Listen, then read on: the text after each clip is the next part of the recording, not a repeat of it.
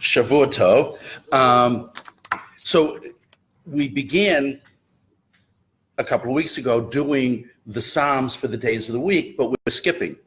So we did Monday. We'll get to Tuesday and Wednesday probably after Sukkot. I know that sounds like a long time away, but the year seems to be moving very quickly. So I'm skipping to Thursday. And the reason I'm skipping to Thursday is because this is also according to the minhag of the Vilna Gaon, the custom of the Gra. This is also the psalm that we were supposed to recite on both days of Rosh Hashanah. That the Vilna Gaon believes that each Yom Tov has a special psalm to be recited, and this is for Rosh Hashanah, and you'll see why very, very soon. But in terms of previews of coming attractions, this will probably take us 2 weeks to do this psalm. And then what I'd like to do is Psalm Mem Zayin. And Mem Zayin is the psalm that we recite 7 times before blowing shofar on Rosh Hashanah. So I want to, get us, ready for Rosh Hashanah with this psalm and then with Mem Zayin. And then after that, I want to skip to L'David Hashem Ori, which is Psalm 27. Now, you might think I should be doing that one first because we're going to start reciting that in a week. But since we recite that poem through Sukkot, I want to get in the Rosh Hashanah stuff first. And then we'll do L'David Hashem Ori, which is an amazing, definitely one of my favorite poems and definitely one of my favorite Tehillim Psalms as well. So here we go with Psalm 81. Which again is the Shir Shel Yom for Thursday. And what you're going to notice already this morning, but even more so next week, it's almost like 2 totally separate poems that have been stitched together. The first 4 verses really seem like they belong like in Hallel, even though we don't, of course, recite Hallel on Rosh Hashanah, but they're all about, hi, Shavua Tov. Do you have the sheet? Okay, Bavakasha. And you'll see what I mean. The first 4 verses really don't fit in so well with the rest, but let's take a look and we'll see how it goes. Lamanatseach. So that literally means for the conductor. And again, and we use that term in modern Hebrew for the conductor of an orchestra. So limanatseach, for the conductor, on the gitit. Now, as I didn't bring it with me, but the Mossad Rav Kook Parish, when it mentions that word gitit, says right away, we're not so in tune with what the instruments were from Bayit Rishon, from the first Beit HaMikdash. So basically, this was apparently an instrument that was played in the first Beit HaMikdash, and we never get a clue what it is. But Hashem Shafal Hirsch makes an interesting comment. He said it's an instrument that was developed in the town of Gat. I mean, there is still Kiryat Gat. And so gitit means the instrument from Gat. Most Meforshim believe it was a stringed instrument. So that we don't, like I said, we really don't know. So it's the conductor was supposed to arrange this psalm, this song, on this musical instrument and la'asaf. And this is an argument what Asaf means. Some people believe it's the name of the poet. And Asaf is, of course, a name. Other people believe that it meant la'asaf for the asefah, for the congregation. And asefah is another word in Hebrew for a gathering, a convocation, if you will, of people. And we still use the word today. We don't use the word asaf. We use the word, I'm going to an asefah. Especially unions or professions use the term, I'm going to an asefah. So we're not sure. Meforshim go in both directions. I think the more popular one is that was the name of the poet, Asaf. Okay. Verses 2, 3, and 4 really go very much together. 2 and 3 we're going to do very quickly. 4 is going to take a while. Harninu lelokim uzenu. Harninu is an intensive form of the word rina. And rina, we know, is one of the many words in Hebrew for joy, but rina means to sing joyously. So it's almost like, instructions to the Leviim. Get everybody to sing. Get everybody to join in this joyous, festive musical occasion. It's like I went last Monday night. They had at Tachana Rishona, they had a klezmer festival concert. It was the one free one. So that's the one I went to. And it was really nice. And it's like at one point, one of the band leaders wanted to get everybody to join in and to sing and to clap. And that's Harninu. That's exactly what this word means. And what happened was we didn't. We didn't. So he stopped and said, "We're going to try this again." And then we got everyone. But that's Harninu. Come on, join in. This is exciting. Please be part of this.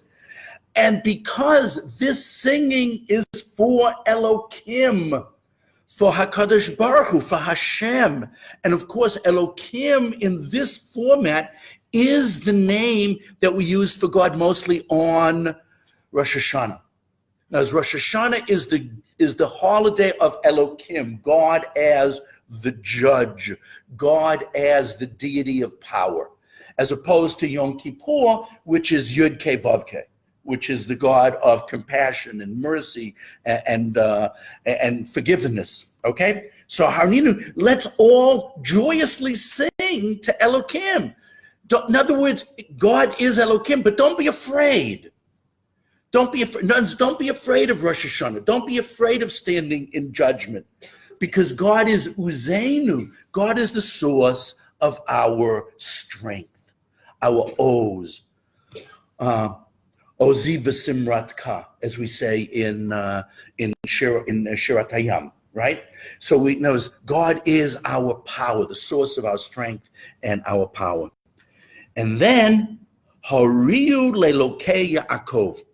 Now you sort of have to bear in mind this expression Elokei Yaakov, because that in the beginning, in the first half of the poem, in the poem through verse 8, which hopefully is how far we get today, we refer to God as the God of Yaakov. In the second half of the poem, starting in verse 10, we start to talk about God as the God of Yisrael. So that's an important transition between us being Bnei Yaakov to becoming Bnei Yisrael. Just like Yaakov himself matured and developed and became Yisrael. Yaakov is always afraid. Al tira avdi Yaakov, my servant Jacob, don't be afraid. God never has to tell Yisrael to be afraid. Yisrael is full of confidence, okay? And so what happens is the first part of the poem is addressed to Yaakov, and then we transition in the second half of the poem to Yisrael, which is much more confident, which feels better about itself. And so that's beginning. So what is Hariu? It also means make noise, but apparently it means to make noise, I hope melodic musical noise, on an instrument, on a wind instrument, specifically the shofar, but it could be other. Hariu means to make musical notes on a wind instrument, as opposed to the next verse. So the first verse is singing, and then that's the first half of verse 2, and then the second half is wind instruments, and now verse Gimel is Su'uz Zimra, raise up that song, lift up that music, right? Utenu Tof. So we have singing, then we have wind instruments, now we have percussion, tof. I don't know, you can translate tof in many ways, timbrel, cymbal, drum. We're not sure, but we know it means percussion. So we're going, It's like we're going through the Levitical orchestra, right? There was the choir, and then there were the people that blew the trumpets and the shofarot, and there were the people that played the drums, and we saved the best for last. Kinor na'im im navel. Kinor. I had a big fight with a tour guide a few years ago. I used to come with the 8th grade class from the middle school I taught in America, and she was showing the Gesha Itarim, the beautiful bridge as you come into the city of Yerushalayim, and she was telling the kids it's supposed to remind us of Kinor David, and she translated it as King David's violin. So I had to. Said, no, King David didn't have a violin. A kinnor in Tanakh, kinnor in Tanakh is a harp, okay, or a lyre, one of those stringed instruments that, and she insisted, no, it looks like a violin. I said, no, it doesn't. It does not look like a violin. But eventually she called up one of her supervisors overnight. The next day she said, you were right, I'm sorry, it's a harp. Did you think the canary looked like a violin? Probably. She probably also thought that looked like a violin. It was actually very funny, but okay, at the time, I was very upset. I'm trying to teach these kids, not mislead them. But okay, so those are the first 2 verses. The first 2 verses, we go from singing to wind instruments to percussion to string instruments. And look at the last phrase, which I say they leave the best for last. The kinor is na'im, is very sweet, is very pleasant. That out of all the instruments, it's like the superior one is the kinor im navel. Now, probably navel is another kind of harp, lyre, but again, stringed instrument. Okay, I'm sorry? Lute, okay. What is that? A lute is a modern instrument that's like a guitar. It's just got like a fatter body. It's like a medieval and a longer, thinner neck. But a lute also is a medieval. They exist today, but it was a medieval instrument that I think was the precursor of the guitar, really. But again, it's a stringed instrument. Yeah. So we've got the 4 categories of the Levitical musical ensemble. Okay. And that's all I got to say about Bet and Gimel. Okay, now we get into really heavy-duty stuff that really prepares us for Rosh Hashanah. Tik'u b'chodesh shofar.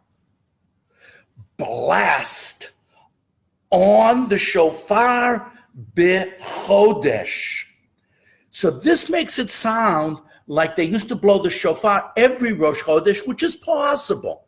Remember when they were announcing the Rosh Chodesh in the Beit HaMikdash, they had to get the word out. And probably the blasting of the shofar was like the beginning of the announcement, it's Rosh Chodesh. So people would hear the sounds, the music coming out, because shofar is very, very loud.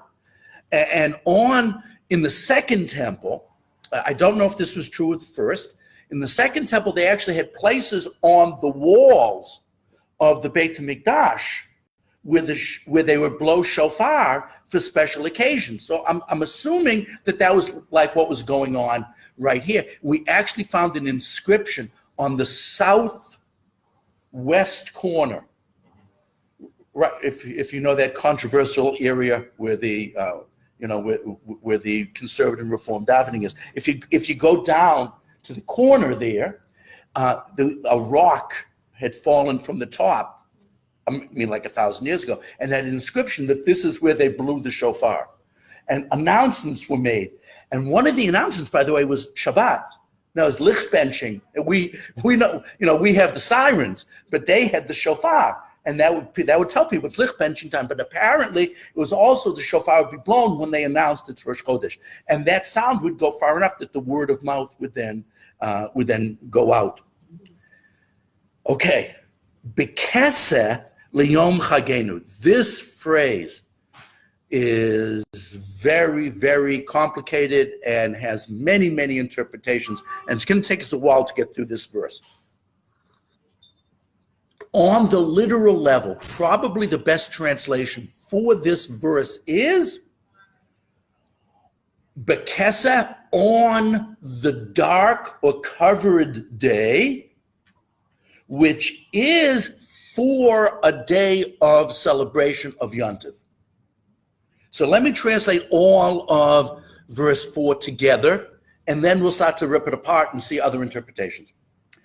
Blast the shofar on the new time, which probably originally meant Rosh Chodesh. Bekeseh, on this covered or dark time, for a day of our celebration.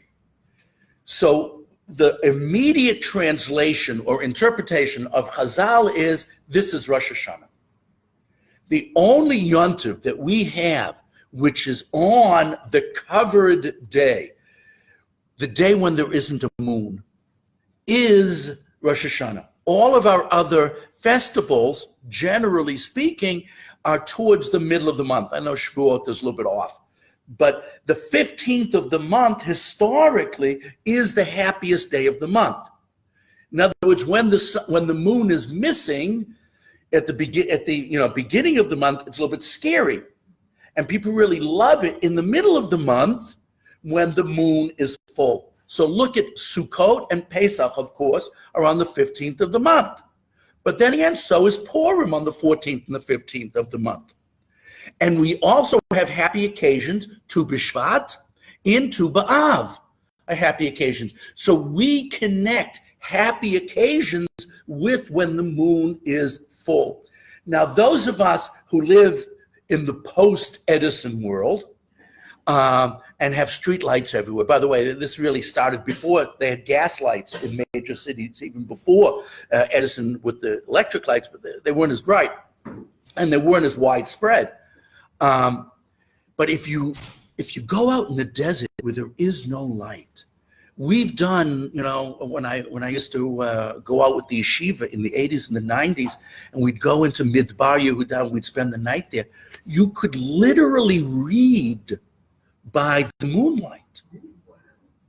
I mean, the print had to be good size. It couldn't be like a little, but if the print was decent, I'm sorry?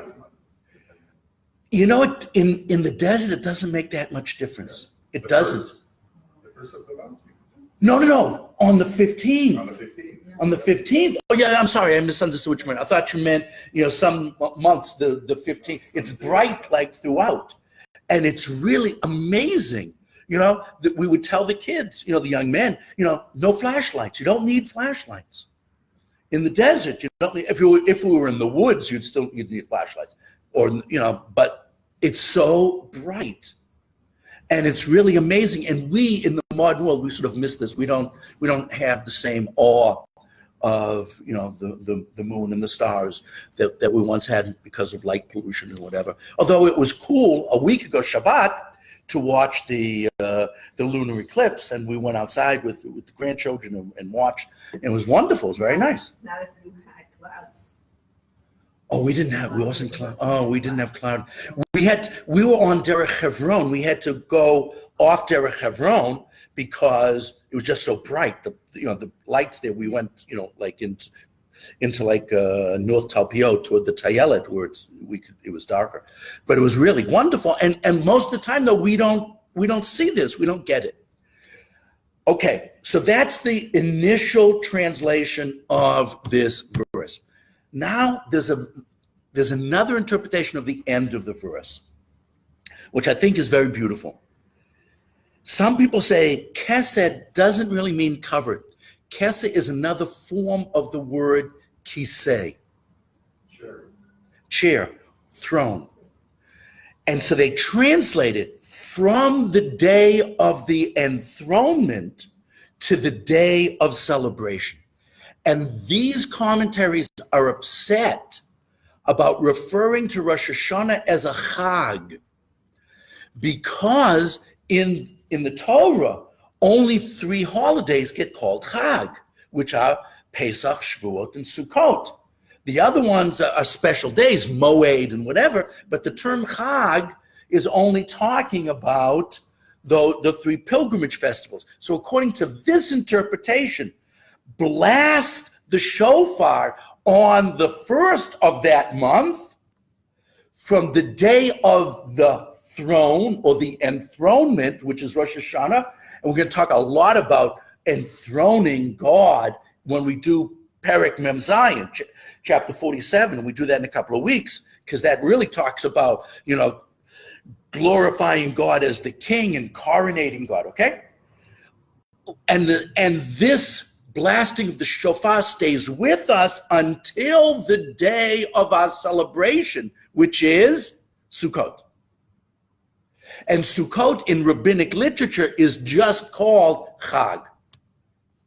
So Chag means Sukkot according to this interpretation, because these literalists don't want to refer to Rosh Hashanah as a Chag.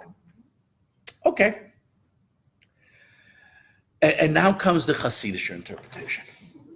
And I'm really quoting here from the Sfat Emet, the second Ger Rebbe. And he said, Perush, of the beginning of this verse, Perush, the explanation is, Shebnei Yisrael tzrichim lirot b'chol minei hit chad shut.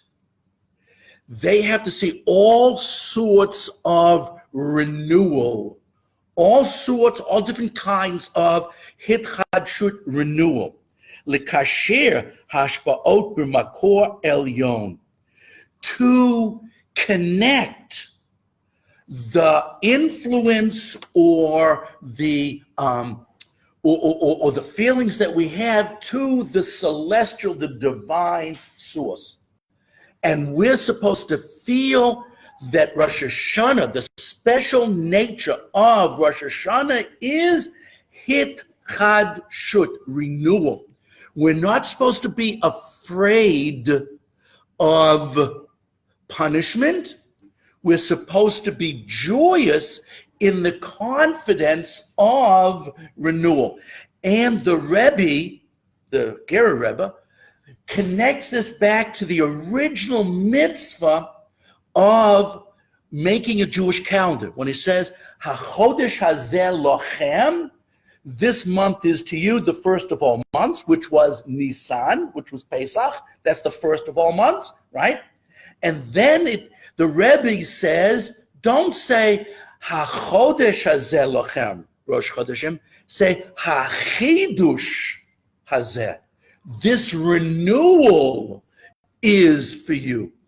That Jews have something special both in our souls and in our connection to Hashem, which promotes the concept of renewal. We can continually remake ourselves. Now, I'm not saying a Gentile can't do this, but it's harder. The reason the Jews are better at this is because of our connection to HaKadosh Baruch Hu, that Hashem helps us in the process of renewal. And by renewal, of course, we mean tshuva. It's very, very hard to change. 85%, this is a statistic that is not about Jews. 85% of New Year resolutions, that's, Gentile, are broken within 2 weeks. 85% of, and many studies have been done over this, because people really want to change, but it's very hard, and most people don't. And this statistic of only 10 to 15% of the population succeeds in propositions, in attempts at renewal, is seen throughout the world. Let's say you went to, God forbid, drug rehabilitation. Only about 15% of people succeed. People that lose weight, only 10% of the people keep the weight off. These numbers, 10 to 15%, show up everywhere. And I think it's true of tshuva too.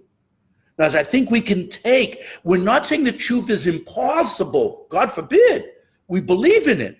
But we're saying tshuva is very difficult.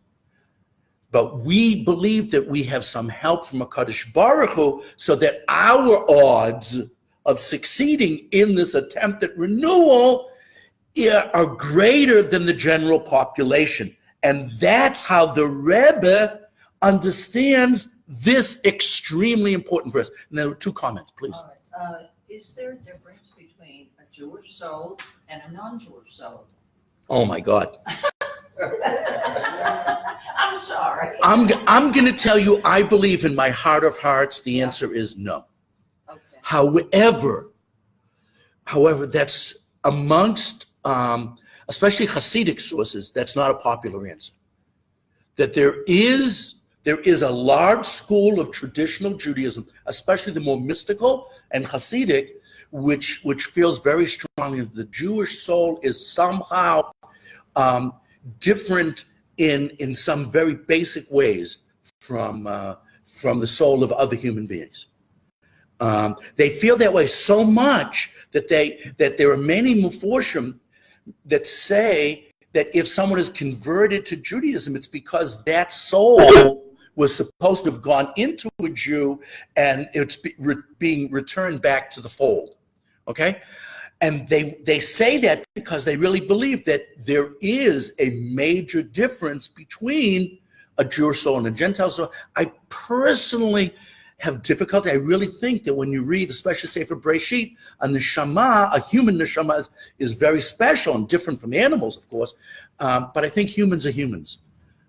We don't have a different soul. We have a brit. We have a special covenant with Hashem. Right. If you That's what I say believe. it's a capability, then Right. maybe the souls are not equal in ability to reach a certain. In the essence of the soul, I think they are the same. However, our brit with HaKadosh Baruch Hu means Right. we get more support. Okay. That's what I believe. But it's a very big controversy. And I think amongst traditional Jews, I'm in the minority. It may come from the fact that, a lot of our positions are a result not only of what we've learned, but also of who we are. So since I came from a non-religious background, and I continue to have I did continue, not anymore, not in Yerushalayim, but I did continue to have a lot of contact with the non-Jewish world, more so than maybe I would say most Orthodox rabbis. I sort of felt that way. So I think we're not only an intellectual product of what we studied, we're also a sociological product of our upbringing and our background. So I feel most comfortable with this position, but I believe I'm in the minority. Thank you. Okay. Wow. I mean, that's a topic, that's a big topic that I just really was as very, very superficial. Please. If you know a lot of converts, those who, let's say, convert, like I want to marry this Jewish guy, so I convert, different reasons.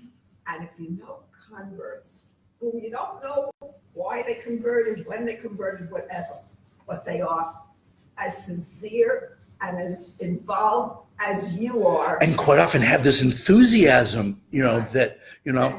Then you have to agree with that soul. Perhaps. was Yeah. initially- Yeah. No.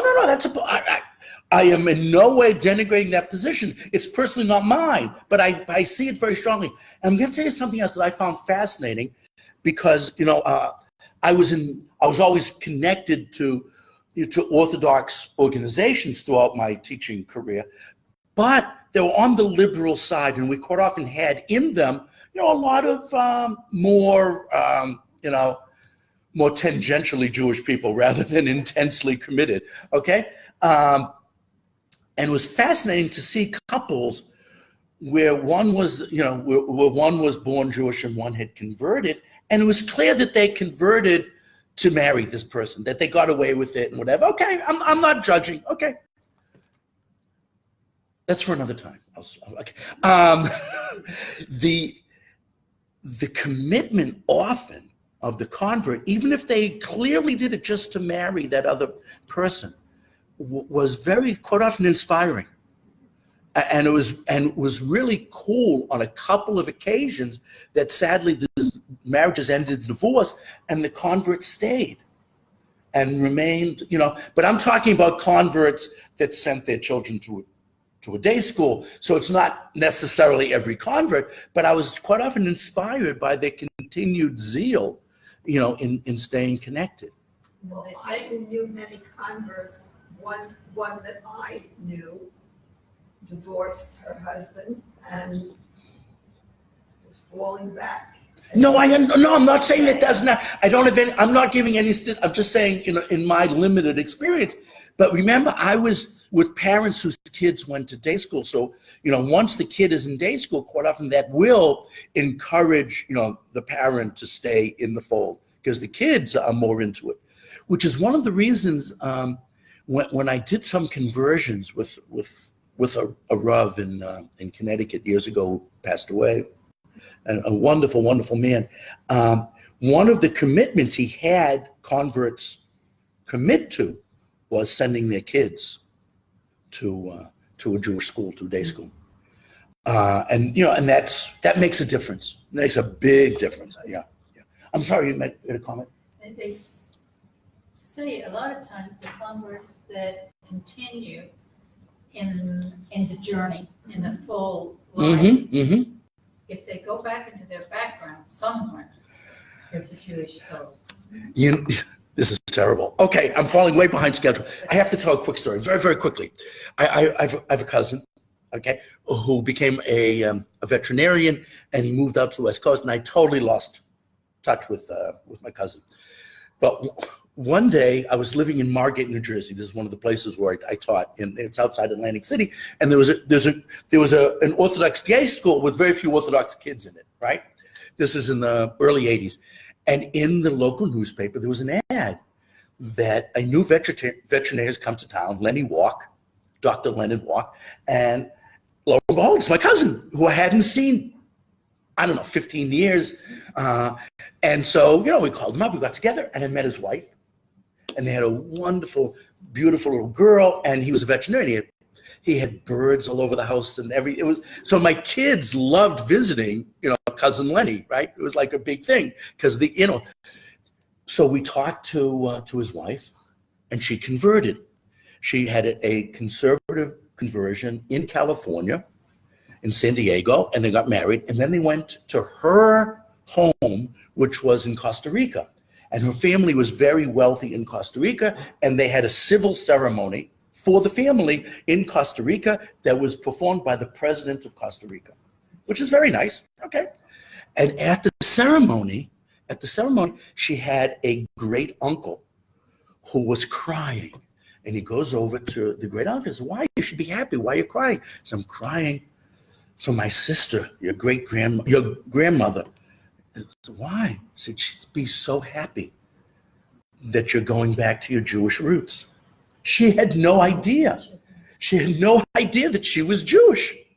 But through the maternal grandmothers and maternal all the way back to the 1600s, the women in the family all lit candles Friday night. But none of them, to the best of their knowledge, ever truly returned to Judaism, except for her. And he was so moved by the experience. And what happened was, sadly, they did divorce, and she became quite religious. And she stayed in the States, but my cousin was not very committed at all. But she became, really, and she brought, they had two daughters before the divorce, and she bring it up as, as really, Jewish young women. It's really, they're not young anymore. And it was really, it was quite a story. I mean, I was really like, oh my God, I was sitting at that table crying. It was like, okay, sorry about that. Now we have to get to verse Hey. Now we're going to move if we're going to do this in 2 weeks. Okay.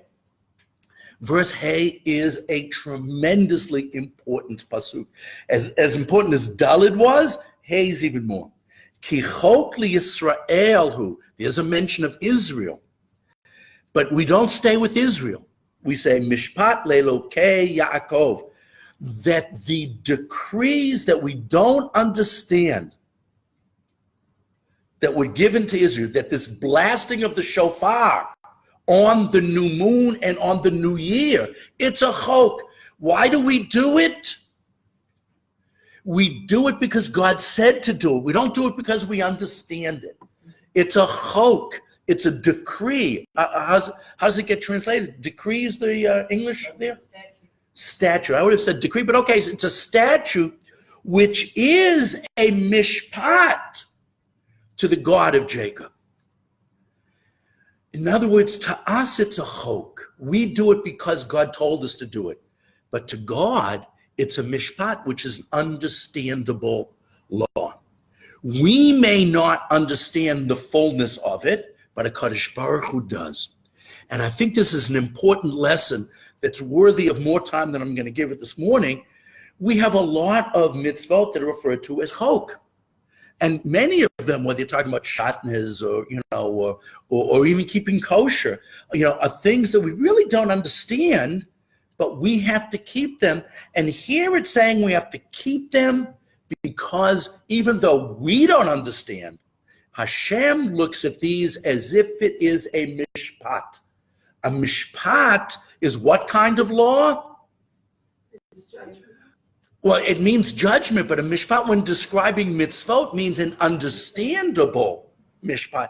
The easiest way to translate it, as when we're talking about mitzvot, not as opposed to judgment in court, is mishpatim are laws that if HaKadosh Baruch Hu didn't tell us to do it, we would have written something similar ourselves. Like, don't steal, don't kill, right? Things of that nature.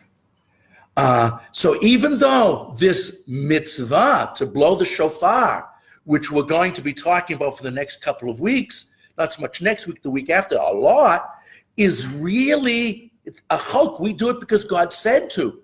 That doesn't mean it isn't laden with meaning. And we're going to talk about many of the meanings behind our chok, our decree from God to blow the shofar on the chidush of the year.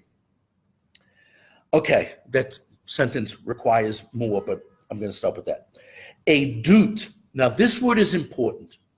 And if you notice, for just a second, look in verse 9. And we're going to say, Shema Ami va'ida bach. The poem starts off talking about celebration and renewal, newness. The rest of the poem is going to talk about edut. What is edut? Testimony about the past.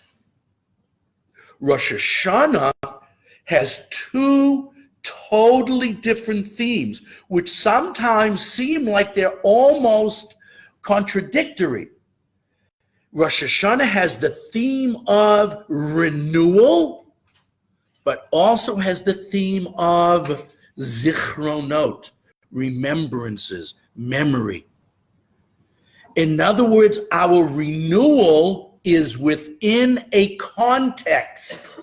It's not renewal for the sake, sometimes you looked at, especially in the 1960s, they were tearing down old neighborhoods in many inner cities throughout the country. I'm most familiar with how this happened in Boston. And you'd say, but that building they tore down was so beautiful. Why couldn't they just refurbish it, Sometimes there's renewal just for the sake of renewal.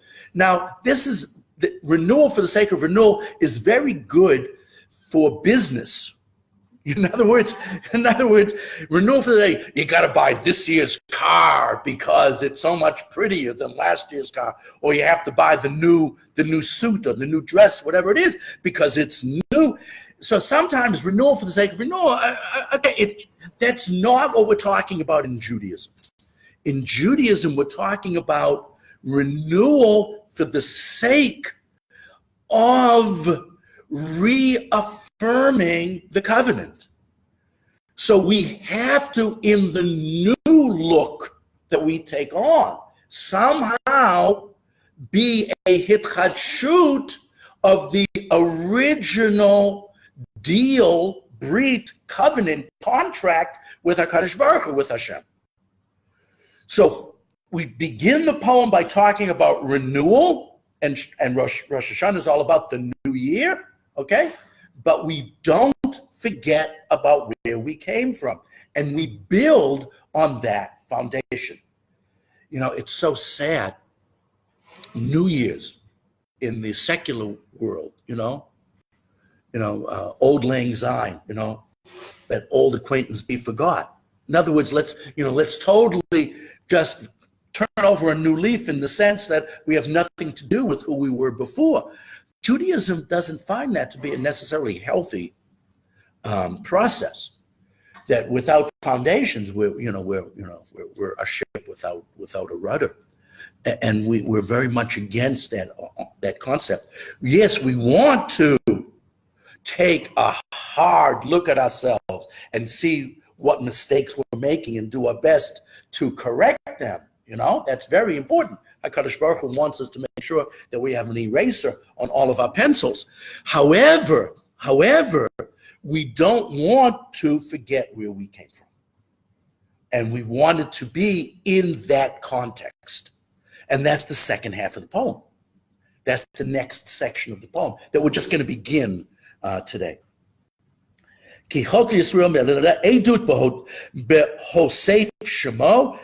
Testimony concerning, remembrances concerning Yosef. Yosef was his name, Yehosef. Now, it's a big argument why Yosef is called Yehosef. Some people say that was the ancient original version of the name. Some people say that the Hey was added to his name by Gavriel the Malach when he was in jail.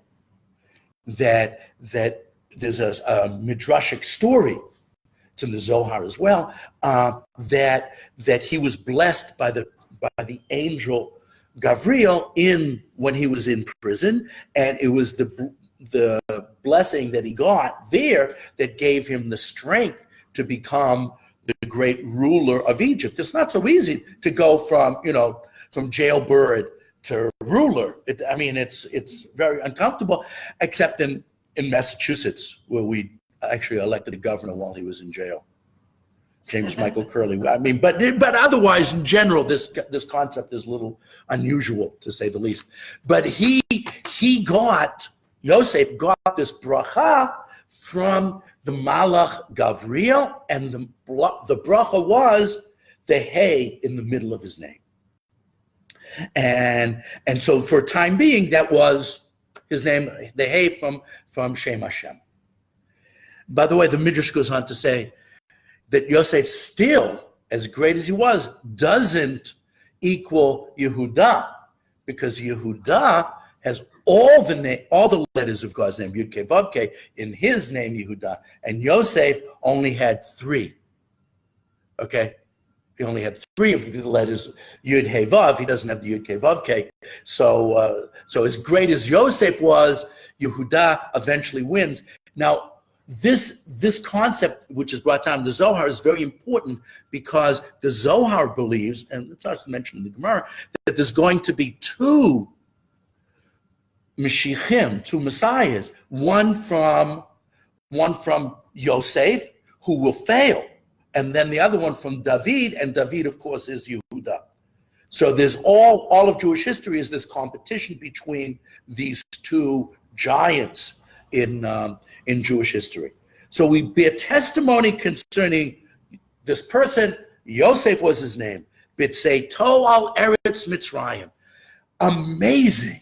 He went from jail to be the ruler over Egypt. Sfat lo yadati eshma. And when the other Jews bumped into him, he was speaking a language we didn't even understand.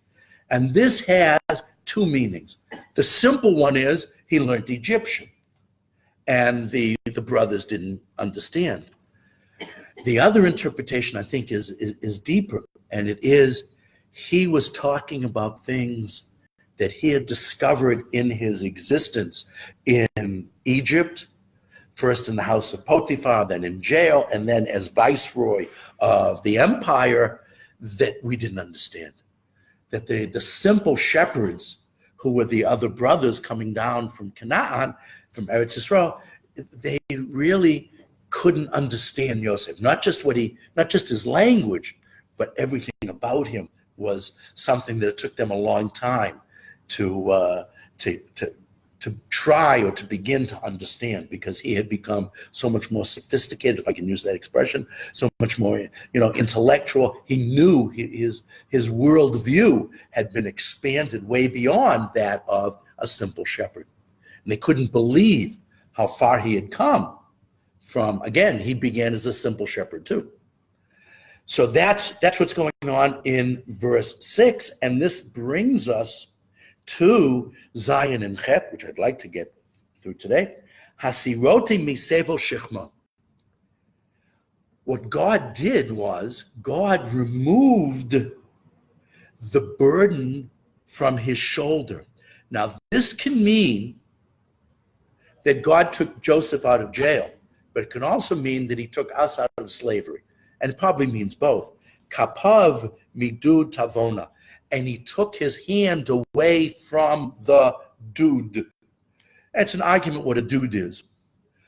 In modern Hebrew, a dude is the dude shemesh, is the water boiler on your roof, right? But a dude is some sort of work involved. Some people say it's a kettle that people were, they were cooking things for the Egyptians. But other people say it has something to do with the building trade. But whatever it is, that we were eventually saved from the work of Egypt. Now, this isn't talking about Yetziat Mitzrayim. Yetziat Mitzrayim took place on Pesach. But what took place, according to tradition, on Rosh Hashanah? They stopped working. They stopped working. If you remember, there are 4 lashonot, 4 languages of redemption in the beginning of Parshat Ve'era, chapter 6 of Shemot, of Exodus. And the first one is, Hotzeti mitachat sivlot Mitzrayim. I took you out from beneath the burden, sevel, same word in this verse, the burdens of Egypt. The first step in the redemption was the work stopped. The work stopped when the plagues began. And according to almost all Meforshim, the plagues began on Rosh Hashanah. So it was a 6-month process of the 10 plagues, right? And so that we stopped working once the plagues began, and that was the beginning of the redemption. Other Meforshim say that it refers to specifically Yosef, that Yosef got out of jail on Rosh Hashanah. But I like the other pshat better, that it fits into the redemptive process, which is going to be continued for the rest of the poem, where it talks about the Jews getting out of Egypt and the Jews going through the desert. We'll do most of that next week. Okay? But this is very, very important, that part of the amazing process was, whether it's Yosef or the Jewish people, we got out of slavery. No one got out of Egyptian slavery. The bonds of Egypt were unbreakable, but HaKadosh Baruch Hu, broke them for us. And in the next verse, last one we'll take a look at today, is a short description of that process. B'tzara karata. We've spent a lot of time talking about tsaras, right? Meitzar and out of difficulty, out of narrow straits, out of a bad situation, you called out. Now, whether this means the Jewish nation or the Jewish nation during the bondage or Yosef during his imprisonment makes no difference. That we called out to HaKadosh Baruch Hu and the Achal Tzedakah, and God did chalitza. What does chalitza mean? Means to be released. When God forbid, a husband dies and his wife is left as a widow and they didn't have children, a surviving brother has the choice of yibum, marrying her. Most Jewish communities do not do yibum anymore, or they can do chalitza. and chalitza releases her from this bond to the family, so she can marry anyone. Okay, so chalitza means, so God, you released. Emcha b'seter ra'am. What a beautiful, beautiful phrase. You responded with a hidden ra'am. What's a ra'am? A ra'am is a tremendous commotion. A ra'am is a word that's sometimes used for an earthquake. Thunder. Yeah, thunderous, roar. How can there be a secret thunder? I mean, the nature of thunder is everybody hears it. What was secret about the thunder was only the Jews understood where it was coming from. In the thunder, in the commotion, in the upheaval, in the revolution, in the earthquake, there was a hidden source. And the hidden source was Hashem. And we got it, and they didn't. The reason that we can say for sure they didn't get it was they all didn't join us. If they got it, they would have everybody from Egypt would have left with us, not just an Erev Rav, not just a mixed multitude. Everybody would have left. Everybody would have become Jewish. They didn't get it. Even though they saw the power, they didn't get the reasoning behind it. It was still somehow blocked to them for either sociological reasons or spiritual reasons. They didn't get it. Please. Is part of our redemption, what we see in society today is the assimilation that takes place. Is that what has to happen before Mashiach comes? I certainly hope not. So the question was, is the assimilation, in other words, are the bad times a necessary prerequisite for the coming of Mashiach? And that's an argument.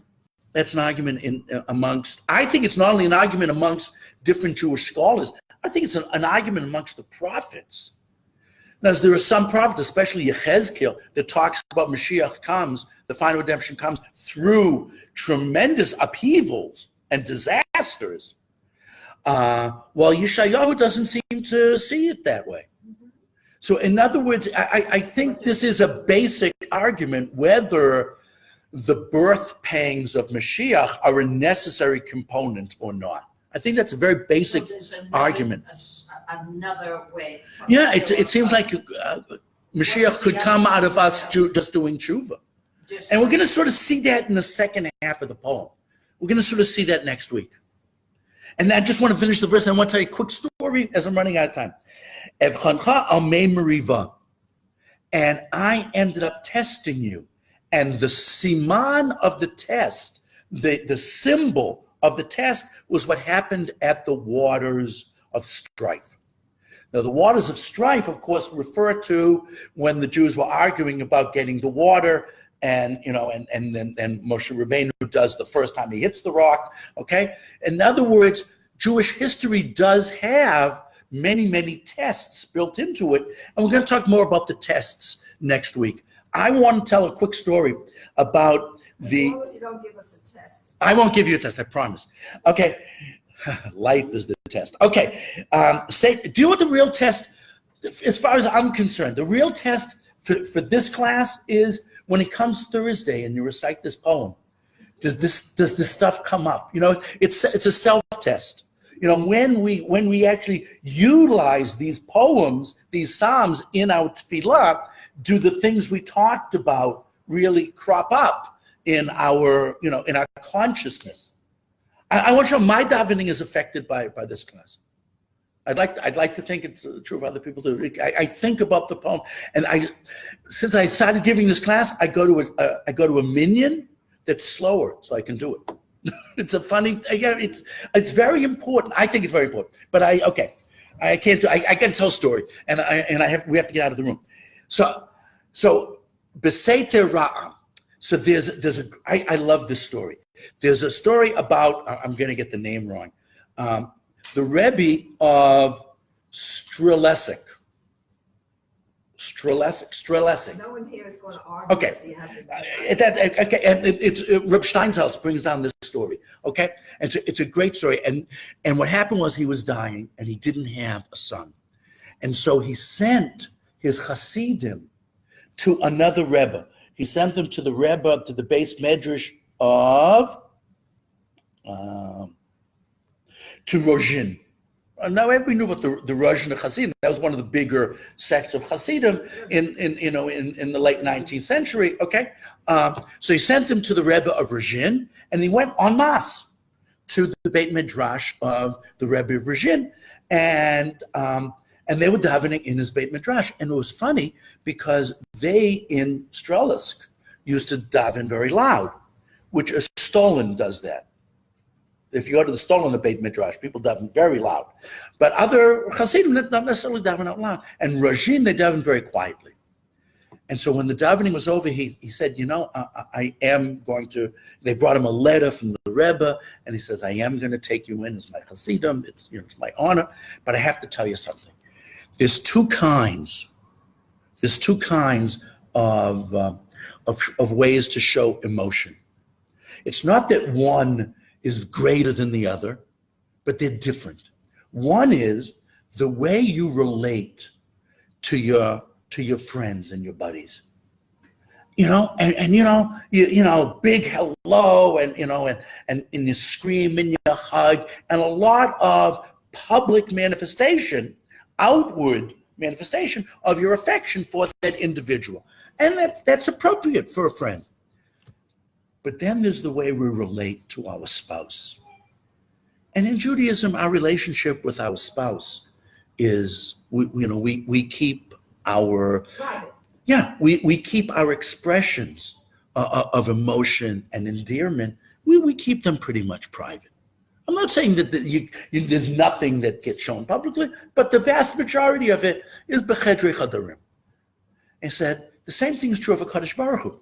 The people who aren't that close with Hashem are very loud and demonstrative. But those people whose relationship with HaKadosh Baruch Hu is like that of a spouse, they do it more quietly and privately.